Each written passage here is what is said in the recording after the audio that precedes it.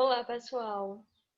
Nós vamos dar início ao nosso TDE de Direito das Obrigações na matéria de civil. E esse trabalho ele vai consistir na apresentação desse isográfico que vocês estão visualizando e na explanação do mesmo. Eu irei dar início, com um breve conceito, falando de direitos reais e direito pessoal. Irei primeiro conceituar direitos reais. Direitos reais. Conceito: relação do titular com a coisa. Nos direitos reais, nós estudamos a relação dos homens com as coisas. E essa relação, ela sempre será movida por um interesse econômico.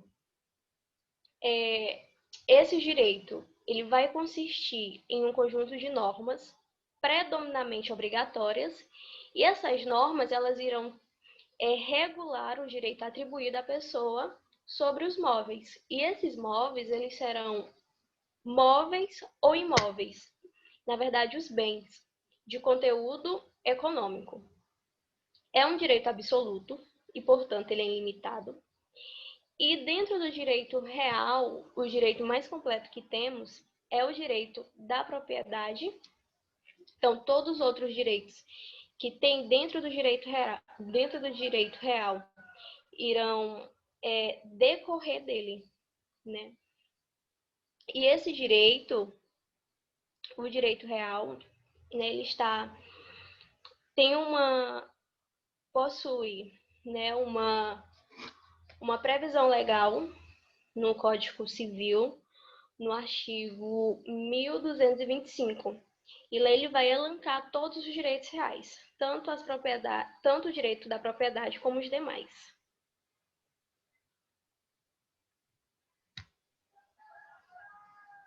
Já o direito pessoal é um pouquinho diferente. O direito pessoal está previsto nos artigos 233 a 420 do Código Civil. Mas o que é um direito pessoal? Direito pessoal é um conjunto de normas jurídicas que regulamentam as obrigações, sendo a obrigação um vínculo jurídico entre duas pessoas, natural ou jurídica, no qual uma pessoa é obrigada a realizar uma prestação. Lembrando que só será um direito pessoal, um direito das obrigações, se o conteúdo for econômico, uma prestação patrimonial, podendo ser positiva uma ação ou negativa uma omissão.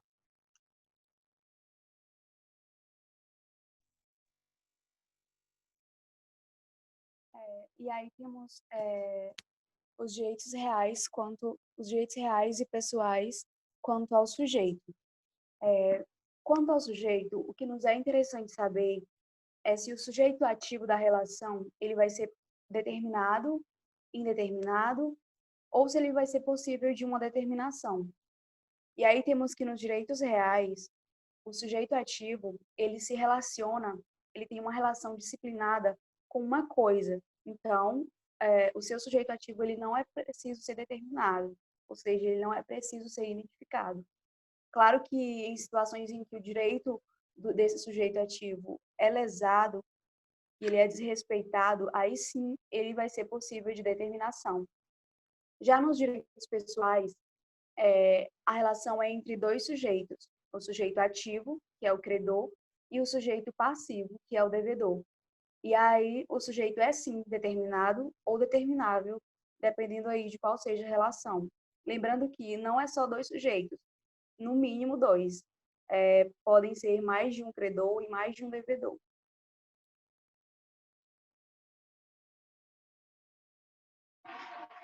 Bom, o objeto do direito real e do direito pessoal. No direito real, ele se trata sobre o bem.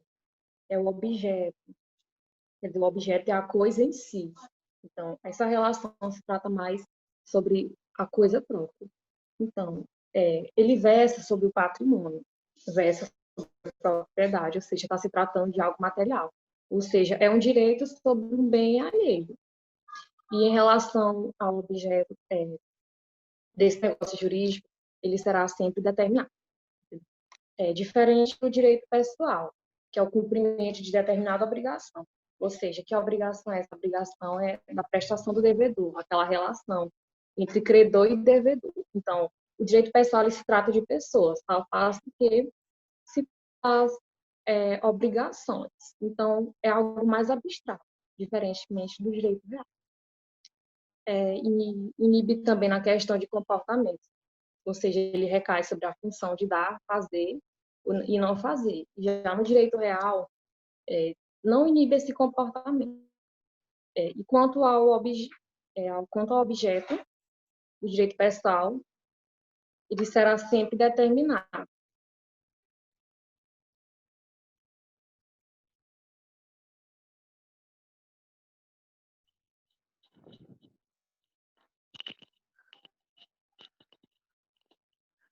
Quanto à duração dos dois direitos.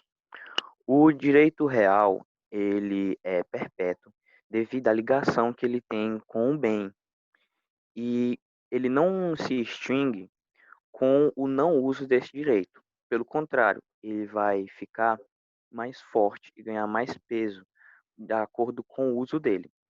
Ele só pode se extinguir em casos previstos em leis, como a desapropriação e o uso capião em favor de terceiros. Já o direito pessoal, também chamado direito às obrigações, como o próprio nome diz, ele está ligado às obrigações. Por isso, ele pode sim se extinguir. Ele se extingue quando a obrigação ela é realizada, assim levando o direito ao seu final.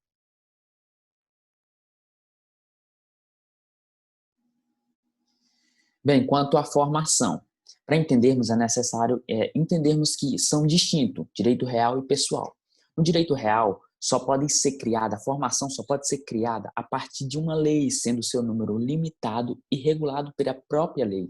Isso é chamado números clausus ou taxativo, que é exatamente isso, ele necessita de uma lei, ele precisa de uma lei, precisa de estar escrito ali. Já o direito pessoal não, ele resulta da vontade das partes, e sendo seu número ilimitado, número de contratos inominados, chamado de números apertos ou exemplificativo, que é exatamente isso, ele pode ser entendido de uma perspectiva mais ampla. Tá? Então, no direito real, eu posso dizer que quanto à minha formação, ela é criada a partir da lei, o que está tipificado, o que está positivado. Um exemplo é a propriedade. Ela está disposta em lei o que é propriedade. É o melhor exemplo que eu posso dar, porque a formação dos direitos reais corresponde exatamente à junção desses direitos do proprietário. Poderá o proprietário exercer com plenitude esses direitos. Enquanto no direito pessoal é criada pela vontade das partes. Tá? Então, resumindo, no real eu tenho o que está tipificado em lei, o que está escrito. E no direito pessoal eu tenho muito mais uma relação de vontade do que qualquer outra coisa.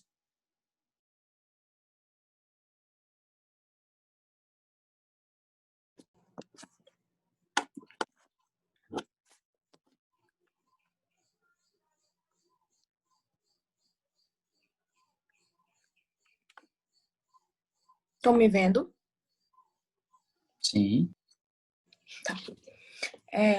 Eu vou fazer uma apresentação em relação aos exemplos. Fiquei com 2 exemplos, propriedade e uso capião.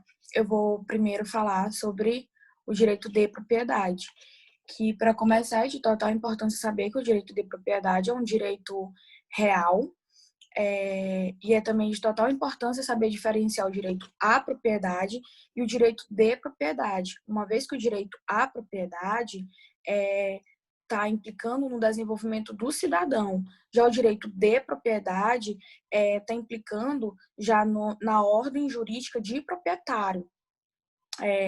Tendo esses 2 conceitos, é de total importância também ressaltar que o direito de propriedade ele não cabe a terceiros, ou seja, não cabe a participação de terceiros. Se alguém ou querer se envolver, cabe apenas a propriedade, a pessoa, o proprietário, e a coisa, que é o objeto, o bem imóvel. Várias pessoas acham ou pensam que o direito de propriedade ele não é limitado, mas o direito de propriedade ele tem as suas limitações, não é um direito absoluto. Um exemplo disso é eu pegar uma propriedade minha e fazer um mau uso dela. Eu simplesmente pegar o meu terreno, o meu bem imóvel e fazer um plantio de drogas ilícitas. Após eu ter essa atitude, esse ato, eu não vou estar eu não vou estar utilizando o meu bem imóvel de uma forma legal, o que pode tirar o meu direito, o que pode causar minha desapropriação. E muitas vezes essa desapropriação chega a ser taxativa. Outro exemplo disso é que eu não posso, de forma alguma, ser proprietário e atingir o bem imóvel de outra pessoa. Não posso fazer isso, que cabe ao direito de vizinhança. Outro exemplo que eu vou usar é o uso capião.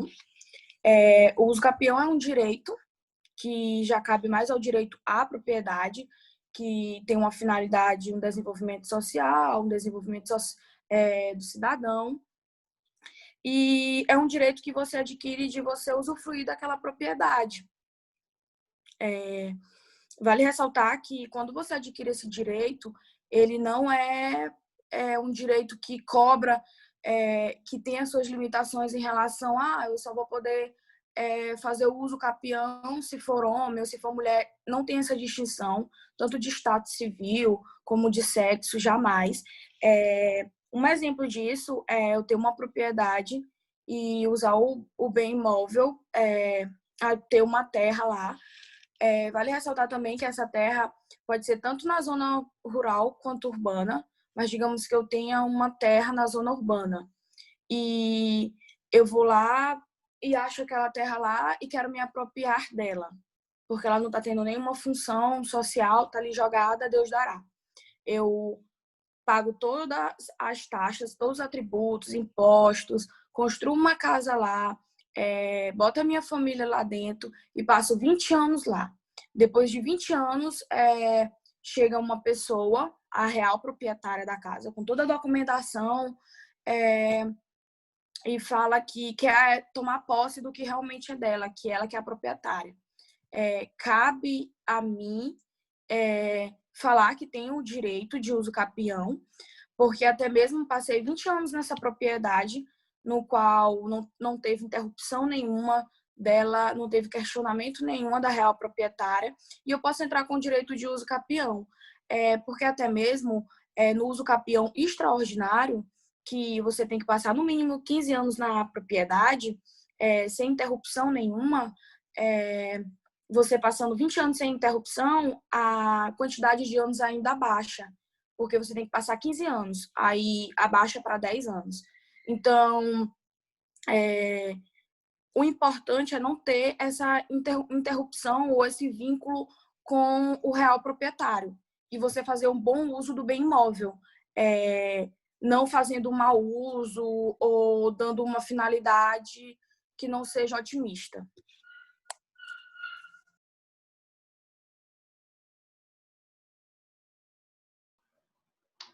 Sim, vamos falar agora da obrigação próprio terreno. Por que eu coloquei a obrigação próprio terreno no meio entre os dois? Por que eu coloquei ela na nuvem?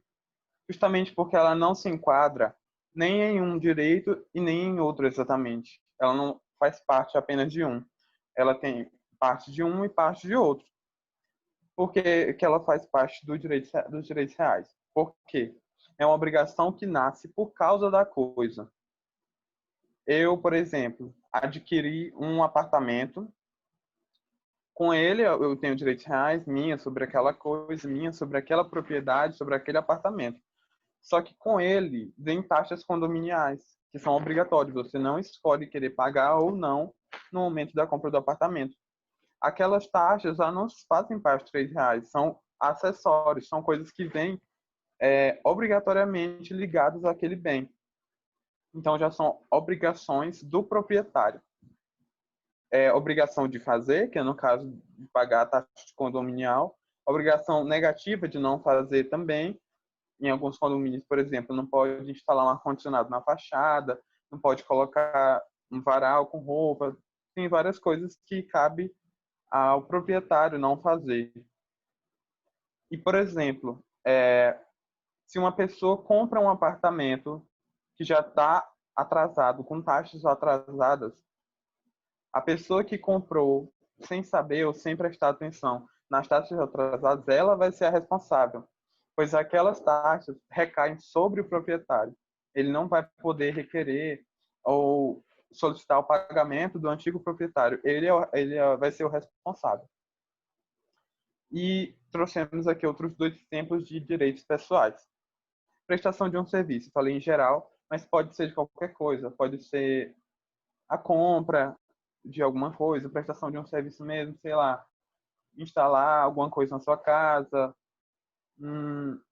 qualquer serviço que você faça em geral. Você paga e o prestador tem a obrigação de lhe fornecer aquele serviço, e o seu direito se extingue no momento em que você recebe. A compra de um veículo, por exemplo. Na compra de um veículo é uma situação que envolve as duas também, porque em momentos diferentes. Você paga um carro, por exemplo, e quando você recebe, os direitos pessoais acabaram. Você já recebeu, já está tudo acertado. E dali, quando você receber o carro, já que você é o proprietário, vai passar a ter direitos reais sobre aquele bem. Então, são momentos diferentes, com direitos diferentes. E é isso, gente. Quero agradecer a atenção de todos. E esse foi o nosso TDE de Direito Civil. Obrigado.